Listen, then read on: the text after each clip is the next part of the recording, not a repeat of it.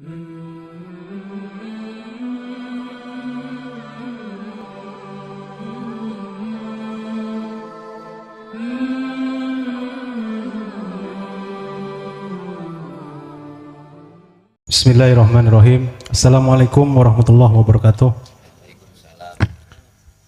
Perkenalkan, Gus Muhlason, nama saya Badri Salam. Saya dari Desa Wonorejo, Kecamatan Banyuputih, Kabupaten Situbondo. Alhamdulillah, saya di setiap waktu luang selalu mengikuti kajian Gus Muhlason di lewat Pompes Jaya Baru.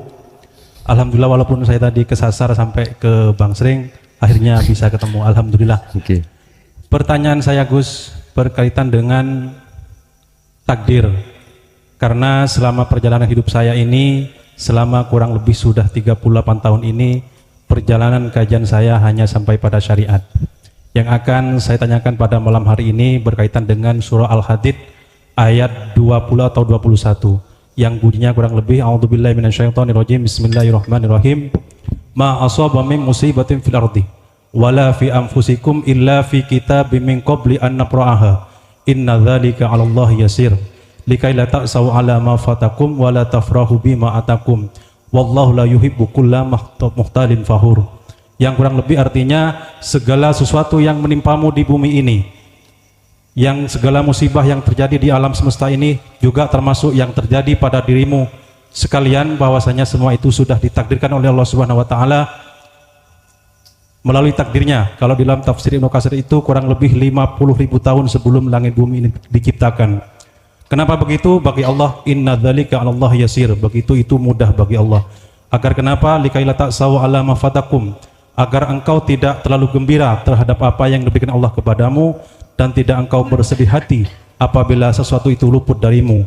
Karena sesungguhnya Allah tidak menyukai seseorang yang sombong dan lagi membanggakan diri. Tolong dijelaskan ayat ini, Gus. Kurang lebihnya kami mohon maaf. Billahi taufik wal hidayah. Wassalamualaikum warahmatullahi wabarakatuh. Waalaikumsalam warahmatullahi wabarakatuh. Sekarang endingnya ayat itu kami baca dulu. Itu supaya tauhid kita murni hanya pada Allah, segala apa yang dihadapkan kita. Itu endingnya ayat itu. Tujuan maksud ayat itu supaya kita itu memurnikan tauhid kita pada Allah. Tetapi sebelum kita memurnikan tauhid, kita itu ngalami beberapa proses dulu, di mana kita masih seakan-akan, mohon maaf, ada selain Allah yang berkuasa.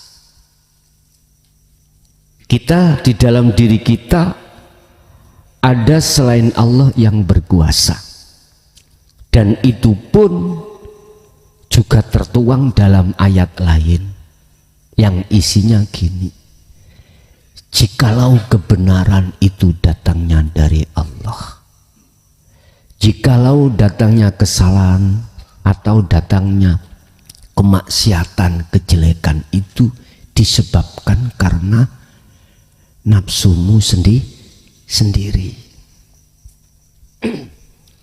Mohon maaf, kadang-kadang kita tidak paham dengan ayat ini, akhirnya ada kemiskinan. Satu sisi 500 tahun tadi ya, 50.000 tahun sudah tercatat apa yang kita alami. Di situ hanya dua golongan, ahli hijab dengan ahli zuhud.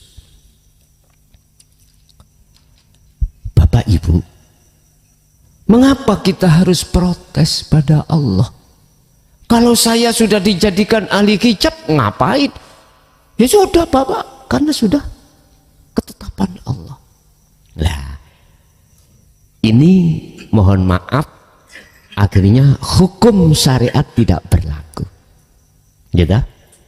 Allah memperlakukan hukum syariat itu semata-mata supaya kita menyadari, mohon maaf, sekalipun nanti endingnya kemurnian tauhid, kita di dalam syariat terkesan seakan-akan ada pilihan.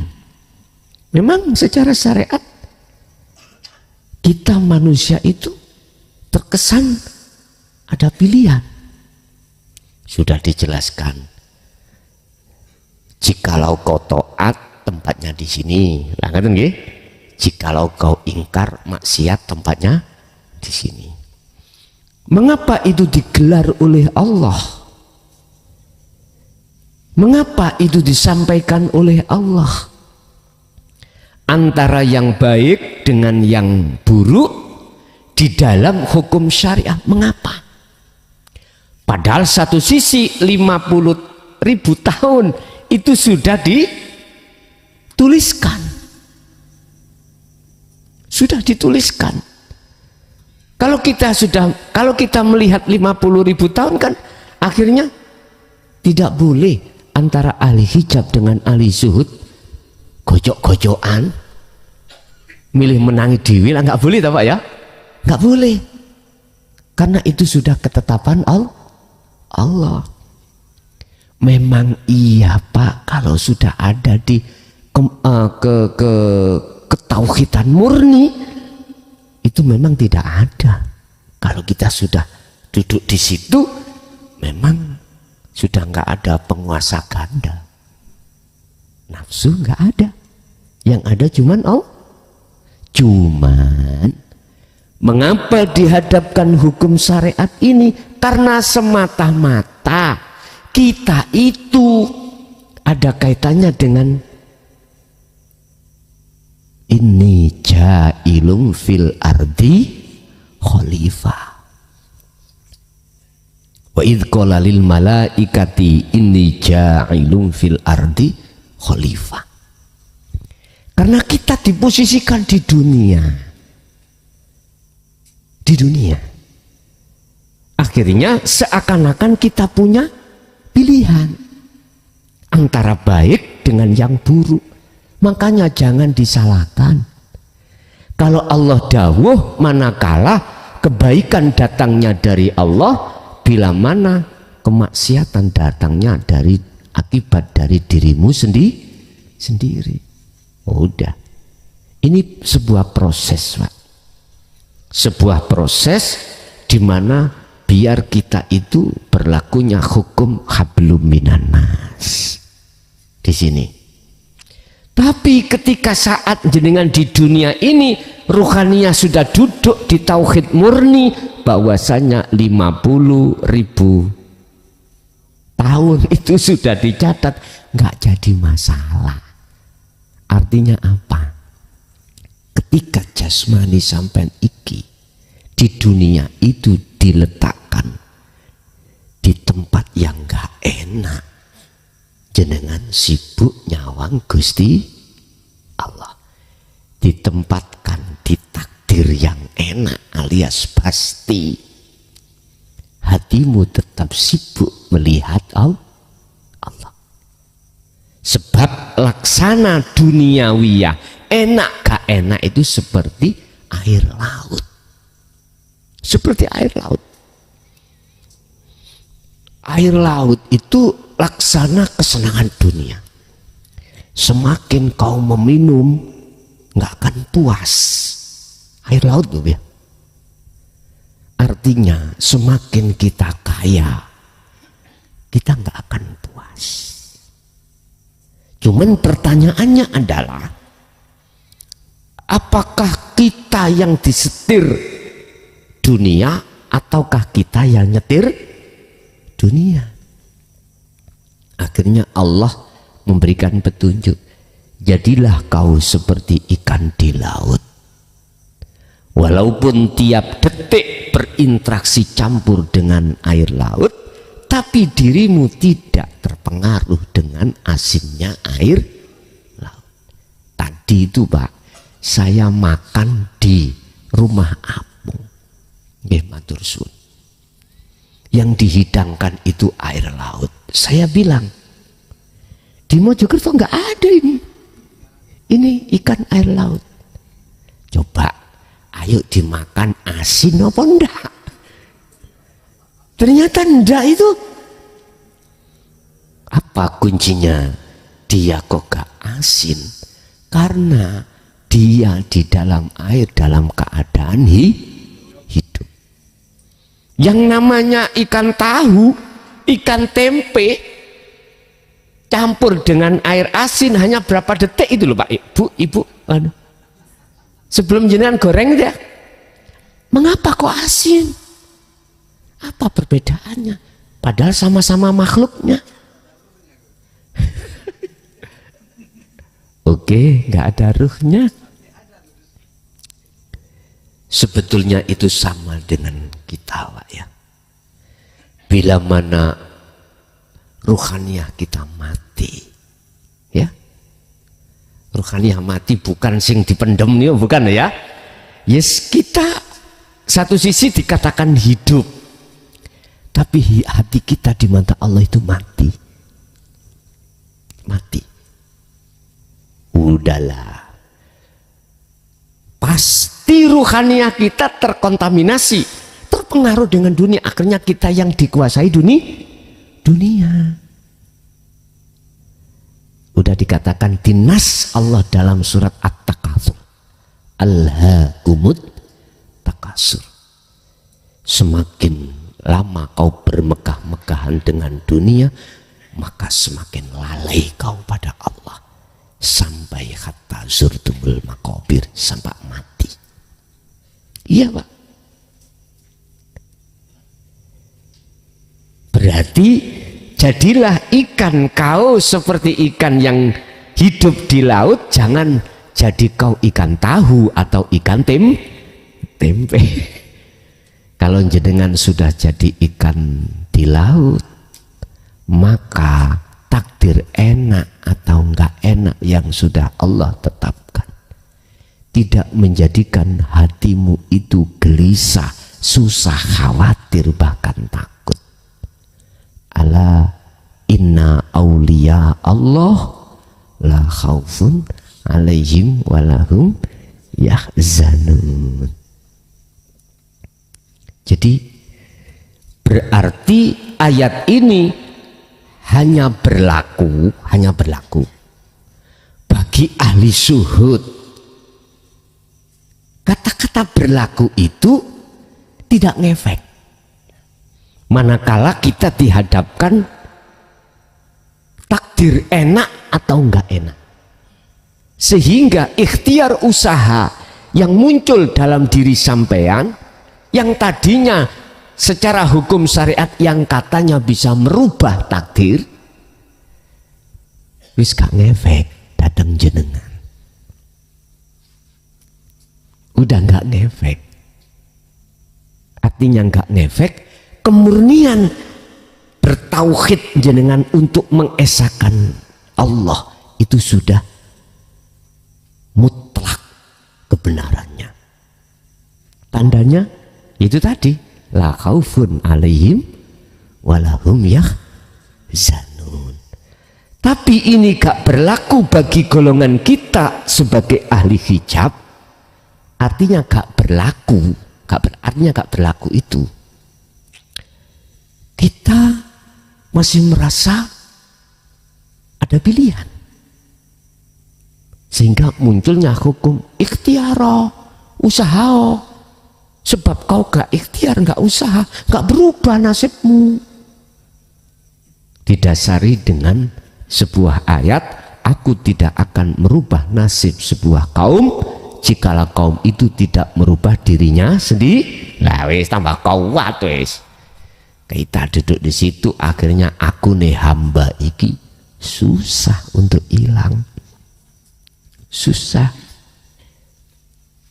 Jadi letak tidak berlakunya ayat itu bagi kita ahli hijab, kemurnian tauhid, gak berlakunya di situ.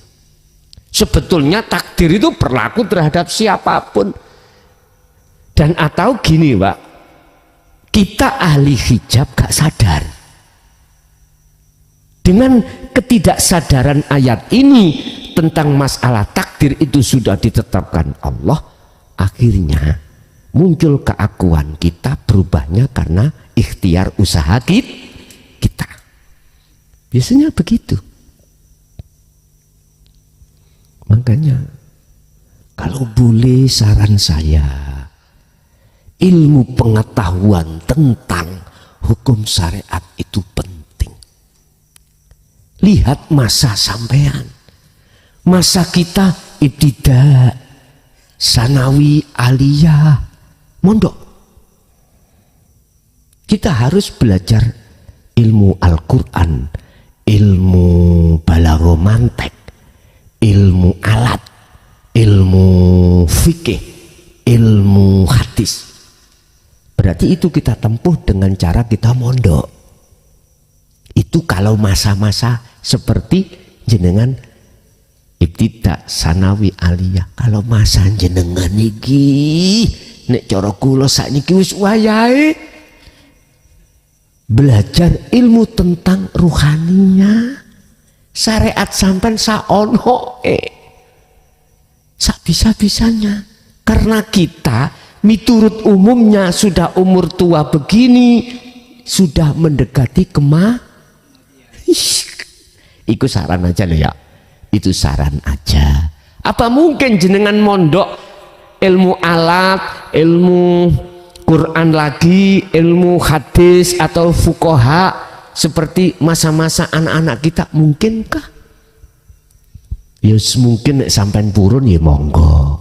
Cuman pertimbangan saya, menurut saya umur-umur kados kita ini sudah mampu lemah. Mungkin ya, tapi ini sebuah saran, tidak harus diikuti loh nggih. Lebih fokus jenengan ini belajarlah ilmu tentang bagaimana caranya jenengan sholat dengan khusyuk. Itu aja. Nanti kalau kita tidak sempat mondok seperti anak muda-muda sekarang, ya wis tanya terhadap kiai sowan, piye carane sholat miturut syariat sing bener, tanya puasa sing bener dan lain sebagainya. Jadi pas klop Bapak leres pertanyaan jenengan wau di dalam surah Al-Hadid ya itu tadi, kalau nggak salah ayat 20 yang mengatakan takdir itu sebelum kita melaksanakan di dunia itu sudah tercatat terlebih dahulu. Nah, tinggal kita itu ngalami. Istilah dalam bahasa bil ikhtifa wal ikhtisor, cekak, wayang, itu semuanya itu punya lakon masing-masing. Petruk harus gini, terus apalagi Bagong, Gareng gini, lakunya beda-beda. Tetapi semuanya itu sudah ada di dalam dalang, ya. Semuanya itu sudah ada di Pak Dalang. Hei Petruk, hei Gareng, nganuto sesuai dengan apa yang disukai oleh si dalang. Nantinya semuanya kalau sudah selesai lakonnya masuk jadi satu kotak. Walaupun si Petruk, si Bagong itu enggak pakai baju, ya enggak ada ceritanya wayang hamil. Artinya kalau sudah wa inna ilaihi roji'un, ini wis gak melihat status sudah. Kita melihat status kan karena ketika saat dimainkan lah gitu lah. Ada Pak wayang itu mulai sore sampai meh pagi itu sorot terus. Tapi tutup-tutupe terakhir itu menang. Yaitu golongan napa niku? Negara napa? Ngamarta niku. Ngamarta. Lah sing menang ket sore, ya toh? Ngastina. Jadi sing lakoni, sing kebenaran di kanan itu remek ket sore. Ya. Tapi terakhir-terakhir tinggal enaknya husnul khotimah. Tapi semuanya masuk jadi satu-satu kok. Tapi aku yakin gak mungkin dicampur kali Pak Dalang. Nek dicampur nanti main lagi milih maneh. Tergantung Pak Dalang lah. Artinya apa Pak? Walaupun dicampur jadi satu kotak. Tapi kalau main gak mungkin Pak dicampur. Ada kanan, ada iki dalang yang jejer loh Pak ya. Dalang yang benar itu gitu. Jadi kalau golongan kiri itu biasanya golongan Ngastina. Kalau yang kanan golongan Ngamarta. Nah, gak mungkin dicampur. Gak mungkin. Lah, nanti kalau sudah selesai memang masuk kotak. Artinya semua yang baik dan yang jelek masuk bumi. Masuk bumi, mati semuanya. Mati semuanya. Artinya Bapak Ibu, bagaimana caranya sebelum mati mlebu kotak, si wayang ini menyadari kalau ini bukan suara saya, suaranya Pak Dalang. Gerak ini bukan gerak saya, geraknya Pak Dal. Tinggal itu. Kalau sudah duduk di sini, namanya wayang inu nganut, dilakokkan ya, dimainkan itu boten kaku, lemes, enak. Aku yakin gak dikeplek-keplek Pak Dalang. Mainannya enak, dibuat gini-gini enak, nganut toh ya, karena merasa tidak anu. Diwayang orang kan. Oh gitu. Nah, itu gambaran ya, gambaran kita sebetulnya itu. Jadi sebelum dimainkan Pak Dalang itu sudah punya cerita. Jadi perwayang itu ada dapuknya masing-masing, ada kontesnya masing-masing. Sekarang tinggal pertanyaannya, walaupun kita dikonteskan perkara yang gak enak atau enak, kalau kita punya etika kepada dalang, mohon maaf, itu yang dimaksud akhlak ilahiyah, mesti disukai dalang gitu. Oke. Jadi nyun sewu atas pertanyaan jenengan, kalau kula simpulkan secara hakikat benar, secara hakikat benar, sehingga ketika kita di dunia berlaku hukum syariat, kita tidak akan pernah mengakui usaha ikhtiar kita, karena sudah terlepaslah keakuan kita. Dengan begitu jenengan rohaniah tidak mengeluh. Tapi kalau kita itu di dunia tidak menyadari bahwasanya semua itu sudah kehendak Allah, sudah ketetapan Allah, mesti masih muncul keakuan kita. Sehingga ada istilah hukum wajibnya ikhtiar dan usaha yang artinya supaya tidak jatuh pada sesuatu yang tidak enak. Cuman tetap akhirnya kita dikuasai oleh kenapsuan keakuan diri kita yang melakukan. Ada lagi? Monggo. Ada sekali sedikit aja menanyakan, selama ini kita masih ada di dunia kan, masih belajar tentang ilmu hakikat, ilmu ma'rifat.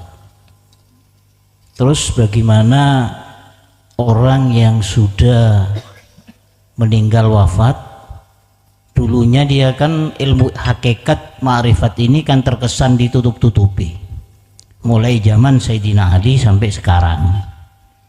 Terus bagaimana beliau yang sudah wafat pulang tidak tahu ilmu ini, siapakah yang tanggung jawab? Apakah dia selamat? Apakah enggak? Kalau kita pasti insya Allah selamat, sudah tahu ilmu hakikat dan ma'rifatnya. Dan terus bagaimana saudara-saudara kita yang sudah wafat itu? Apakah itu juga selamat? Apa gimana nanti? Siapa yang tanggung jawab? Coba kita coba. Sampun. Yon. Walaupun di dalam hati hambaku itu ada ketauhidan terhadap aku Allah, itu satu harapan, kalau dia akan kumasukkan surga sekalipun tak ancup-ancup. Nah, tak ancup-ancupkan itu apa? Tak sucikan dulu berapa puluh tahun di neraka, masih ada harapan. Beda lah Pak yang tidak ada sama sekali. Khalidina fiha abada. Lah terus tingkatan tauhid niku kan ya macam-macam toh. Nggih. Ada tauhid bil asma. Ada tauhid bis sifat. Ada tauhid bidzat. Terus yang dimaksud tauhid sekecil biji sawi itu tauhid yang mana? Nyun sewu, nyun selangkung namanya, selangkong. Saya tidak ada rasa tidak hormat, enggak, tidak mengurangi rasa hormat, enggak. Cuman maksudnya untuk ningkat tauhid kita. Kita itu ada kalanya tauhid bil asma. Pertama, yakin kalau semua itu yang menciptakan adalah Allah. Bil asma. Cuman saja kita belum bertemu sesungguhnya siapa Allah. Itu kita memandang dari hukum Islam loh ya. Hukum Islam berarti bahasanya harus Allah. Harus Allah.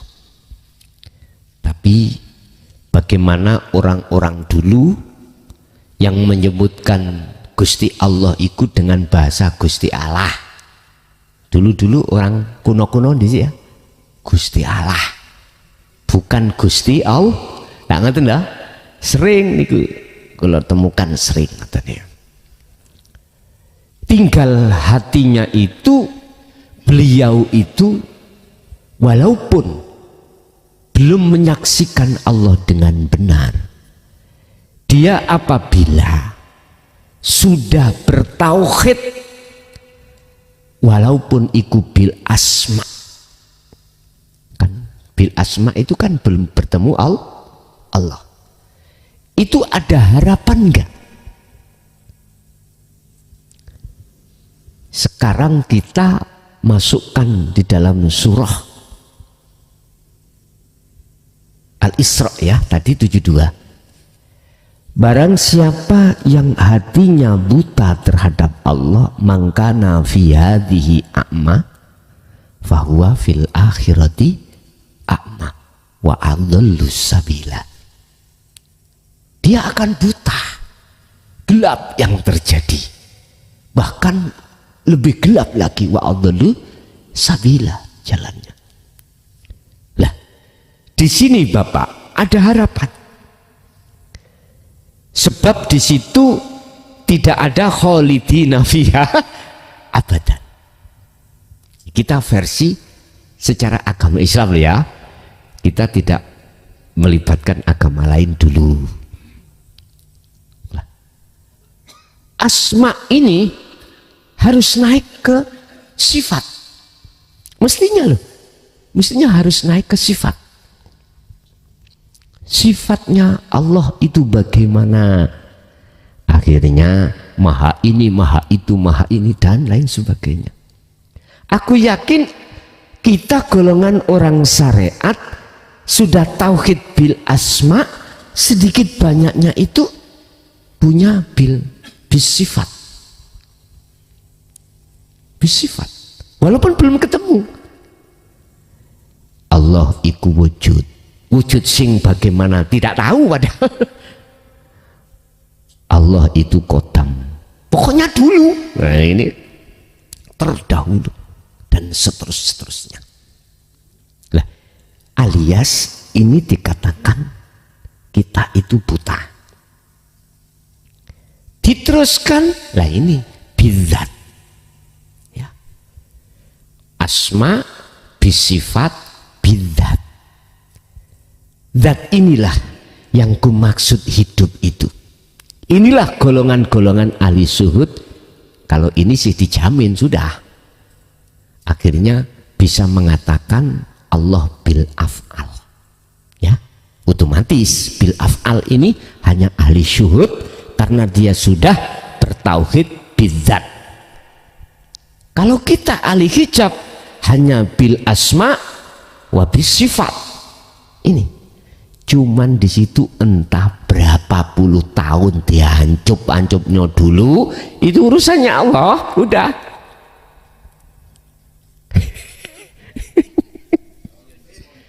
Kalau jenengan tanya bagaimana beliau-beliau yang belum mengenal tentang perjalanan ke makrifat ini, tak jawab, dia ancup-ancupkan terlebih dahulu. Kan sudah jelas di dalam surah Al-Baqarah ayat 257. Bagaimana orang kalau sudah menjadikan Allah sebagai imamnya, sebagai walinya, penolongnya. Dan bagaimana seseorang yang menjadikan selain Allah sebagai penolongnya. Sudah beda lagi di situ. Nah, tak jawab secara syariat, muga-muga di sepuro. Inilah yang dimaksud Rasulullah punya anak putu yang solih menurut hadis Rasulullah yang katanya bisa menolong. Anak solih yang mana? Anak soleh yang sudah mencapai tingkatan makrifat pada Allah.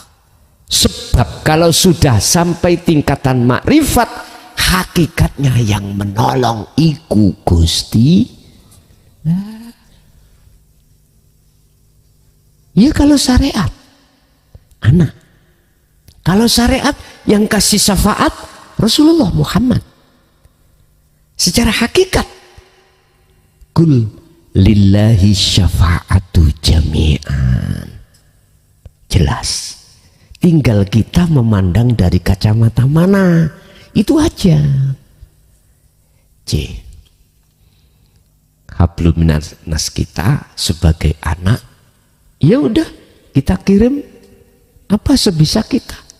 Nggak bisa lewat ucapan, lewat harta benda. Kita bentukkan sedekah jari, tapi bertajalli. Ini anak yang soleh.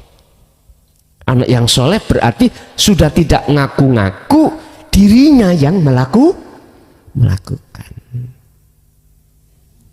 Kalau Allah yang melakukan sehingga miturut hukum tata tertib orang tua-tua kita itu ahli hijab dan akhirnya dihukum miturut hukum secara undang-undang itu sebagai ahli adab. Andai kata Allah mengampuni, dimasukkan surga ahli rahmat, siapa yang bisa protes? Ayo, nggak bisa. Sama kejadian saya, Pak. Saya itu diputus hakim 3 tahun. Saya jalani mulai tahun 2010, 11, 12. Ya, 3 tahun. Terus saya tidak banding, alias saya terima dengan putusan hakim di PN, Pengadilan Negeri. Ya. Terus saya punya anak buah, Pak. Anak buah. Anak buah saya itu yang tertangkap itu 21 di jumlah total jumlahnya 21, pas dengan tanggalnya 21 bulannya Mei, kejadiannya bulan Mei 2010 hari Jumat jam 10 Jumat 10 seperti di Gaza nih. Jadi bambu runcing melawan senjata. Anak buah saya mestinya kan ringan. Lah gitu toh. Betul, di PN anak buah saya dituntut 4 tahun, diputus hakim 2 tahun. Kan saya sudah pantas, saya sebagai pimpinan dituntut 6 tahun, diputus 3 tahun. Oleh karena saya menerima putusan hakim, saya tidak banding. Itu nilai kalau saya itu manut. Saya juga sempat banyolnya gini, Pak Hakim, saya itu masa sih dikatakan salah? Mobil-mobil saya tak bakar saya sendiri. Kok salah Pak Hakim? Plat merah niku kan mobil rakyat. Ulo kan rakyat. Ikut memiliki. Ternyata memang saya oleh karena buta dengan undang-undang, saya nggak tahu kalau itu nantinya akan dihukum, ya udah. Tapi yang menjadi persoalan, mengapa anak buah saya kok menjadi 4 tahun? Karena banding. Di PN diputus 2 tahun. Tapi di PT itu pengadilan tinggi, berarti kalau Jawa Timur di Surabaya itu malah ditambahi 1 kali lipat, disesuaikan dengan tuntutan jaksa 4. Kulo ya mikir, ini kok bisa ya? Apa sebabnya? Lah, sementara jaksa saya gak terima dengan putusan hakim. Gak terima. Jaksa ini saya menerima, tapi jaksa saya tidak menerima. Akhirnya jaksa saya yang banding. Saya mboten banding, saya menerima. Tapi di Surabaya juga diputus saya 3, tapi anak buah saya kok malah 4. Ya sudah, saya tidak mau berspekulasi. Ini kalau saya hadapkan terhadap Allah. Allah itu hakim. Berarti yang punya kendali mutlak keputusan. Kalau Allah mengatakan, hei ahli adab, kau tak masukkan ahli rahmat, sebab tak rahmati tak ngapuroh. Iku urus aku. Siapa yang bisa protes? Nggak bisa. Mesti ada asbabun nuzul. Mengapa Allah merahmati gak jadi untuk dimasukkan adab? Ini sejarah. Ada begenggek. Tahu begenggek? Pak, ini di sini apa namanya ke bahasa Madura begenggek itu? 21 loh. Senuk. Oh. Wanita nakal. Ya. Wanita nakal pekerjaannya setiap hari pendosa jasmanianya. Pendosa. Mengapa? Gara-gara akmal beliau itu memberikan minum seorang kalb apa jenis? Apa mereka? Kirik. Patek itu kok yo dia dimasukkan rahmat di ngapura dosane. Lagi kita kan paham siapa Imam Ghazali, gitu. Di Ikhya itu dikatakan, jadi beliau dimasukkan Allah di dalam rahmatnya itu bukan karena sholatnya, zakatnya, puasanya, hajinya atau yang lainnya, hanya gara gara-gara ketika beliau menulis mushaf kitab Ihya Ulumuddin, ada seekor lalat yang menghinggap di asbak mansi beliau biarkan sampai kenyang. Pulpennya itu tidak dicelupkan ke mangsi, menunggu kenyangnya itu lalat itu, baru setelah kenyang dia mabur, baru meneruskan. Si 21 tadi dia tidak minum dulu sebelum anjing itu meminum. Dia korbankan sepatunya untuk ngambil air, diberikan ke anjing. Habis itu dia yang meminum. Ini jangan diambil kesimpulan habis nyenuk terus carian, jangan gitu. Jangan gitu. Artinya kalau boleh kami urai, beliau berdua itu membawa sirul asrar. Mengapa dicontohkan keburukan dan kebaikan? Ini kembali pada pertanyaan Bapak yang tadi. Apapun yang ditakdirkan Allah, yang kita hadapi takdir, sebetulnya itu sudah tercatat.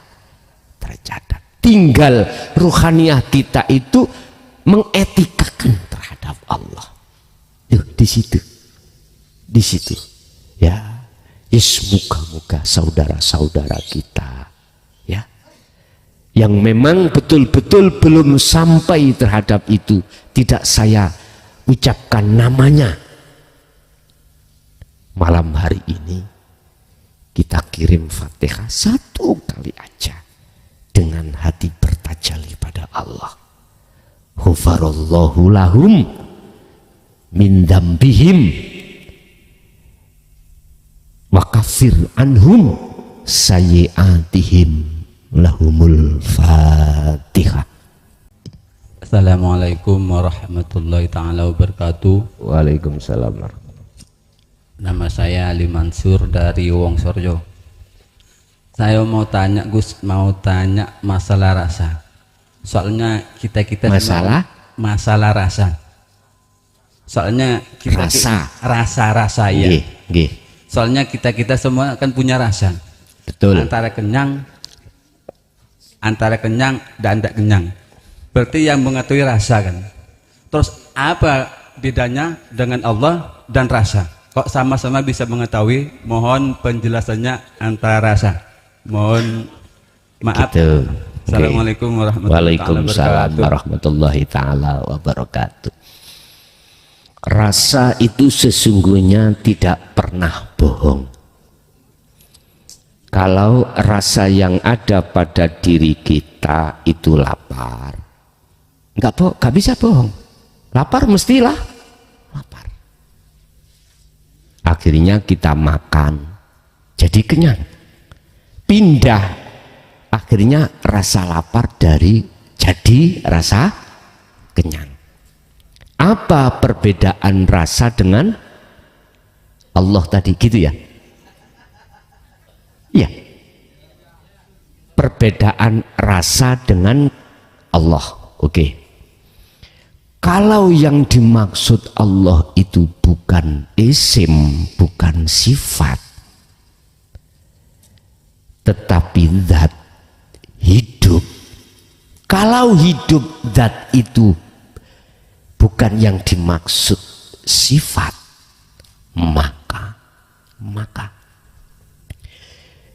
dengan rasa itulah sebagai wasilah, penghantar tali hablum terhadap Allah. Hablum minallah. Terus apakah rasa itu sama dengan Allah? Gini Pak, yang merasakan berarti disebut ruh. Lewat wasilah berupa rasa atau iman sebagai wasilah untuk bisa sampai pada hidup. Manakala wasilah itu diterangi oleh Allah yang disebut cahaya makrifat. Rasa dengan Allah itu nanti tidak akan ada bedanya manakala kita sudah sampai ke akad. Rasa itu sesuatu yang tidak bisa kau sebut, ruh sesuatu yang tidak bisa kau sebut, Allah sesuatu yang tidak bisa kau sebut. Ini yang ku maksud ahad.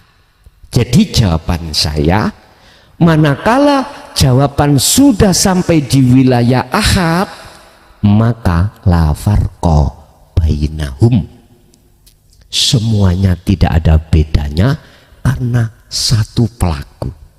Disebut ahad itu adalah esa atau tunggal, tidak ada yang lain.